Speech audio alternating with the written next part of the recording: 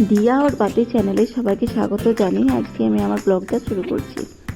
তো মেয়ের অনেক পুরনো বই খাতা জড়ো হয়ে গেছিল, সেইগুলো যারা নেয় তাদেরকে ডেকে পড়ে সব দিয়ে দিলাম। এবার রান্না শুরু করব। বাগানে টাটকা কলমি শাক ছোট ছোট করে কেটে নিয়েছি, রসুন দিয়ে শাকটাকে ভেজে নিলাম। তারপর বাঁধাকপিটাও কেটে নিয়েছি, এবার বাঁধাকপিটাও চাপিয়ে দিলাম।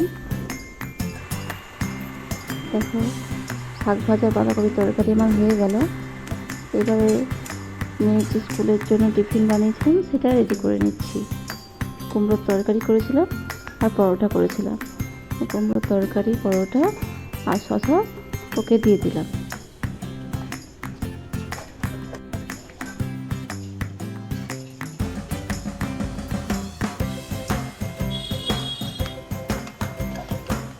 এবার পেঁপে ছেঁচকি করবো বলে পেঁপেটা টুকরো টুকরো কেটে নিয়েছি। কড়াই তেল দিয়ে দিলাম, সাদা সর্ষে আর কালো জিরে ফোড়ন দিয়ে দিলাম আর শুকনো লঙ্কা।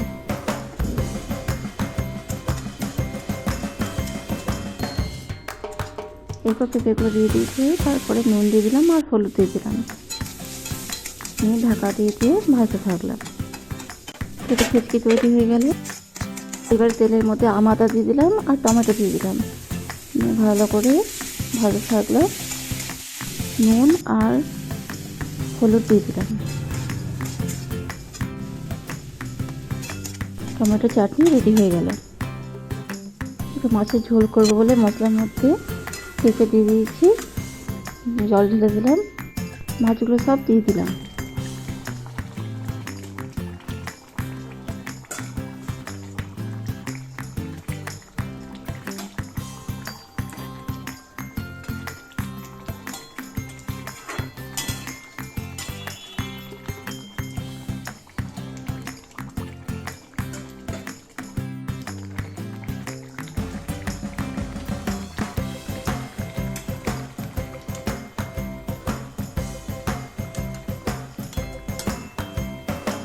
মাছের ঝোলটা নামিয়ে নিলাম। এরপর গোগলি চচ্চড়ি করবে বলে গোগলিটা ভালো করে সেদ্ধ করে নেব। তার জন্য জল দিয়ে চাপিয়ে দিয়েছি, একটু হলুদ আর নুন দিয়ে দিলাম, ভালো করে একটু সেদ্ধ করে নেব। সেদ্ধ হয়ে গেছে, এবারে নামিয়ে নেব। গোগলি চচ্চড়ি করার জন্য কী কী উপকরণ নিয়েছি দেখো। টমেটো কুচি, পেঁয়াজ কুচি, লঙ্কা কুচি, টুকরো টুকরো করে আলু কেটে নিয়েছি, টুকরো টুকরো করে বেগুন কেটে নিয়েছি, রসুন কুচি। আর মশলার জন্য কী কী নিয়েছি, হলুদ গুঁড়ো, জিরে গুঁড়ো, কাশ্মীরি লঙ্কা মির্চ আর মিট মশলা, সবজি মশলা আর ধনে গুঁড়ো। আর ফোড়নের জন্য নিয়েছি 5 ফোড়ন, গোটা জিরে, শুকনো লঙ্কা আর গোটা গরম মশলা। কড়াই তেল দিয়ে দিলাম, নিয়ে ফোড়ন দিয়ে দিলাম।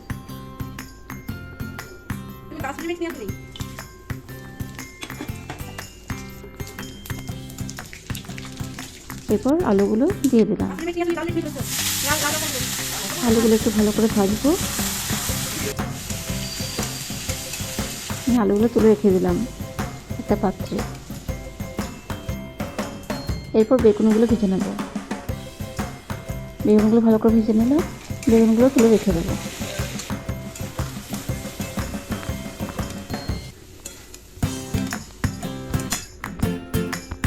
এবার কড়াই একটু তেল দিয়ে রসুনগুলো দিয়ে দিলাম। রসুনটা একটু ভাজা হয়ে গেলেই পেঁয়াজটা দিয়ে দেবো, পেঁয়াজ আর লঙ্কা।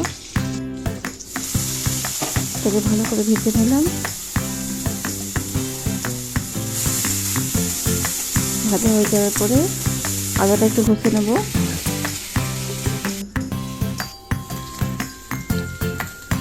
এরপর টমেটোগুলো দিয়ে দেবো। রান্না করছিলাম সেই সময় একজন কাকুরে এলো, দেখে প্রণাম করে, মামুনের সাথে প্রণাম করে তারপর আবার রান্না শুরু করলাম।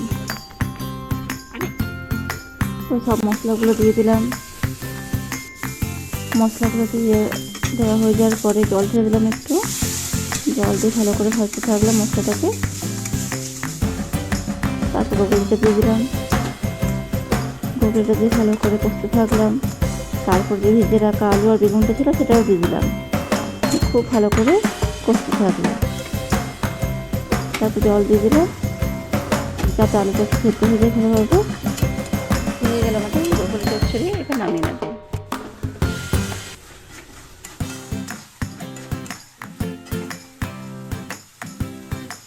দেখো তাহলে আজকের মেনু: গরম সাদা ভাত, চাটনি, পেঁপে ছেঁচকি, শাক ভাজা, পেঁপে দিয়ে মাছের ঝোল, বাঁধাকপির তরকারি আর ব্রকলি চচ্চড়ি।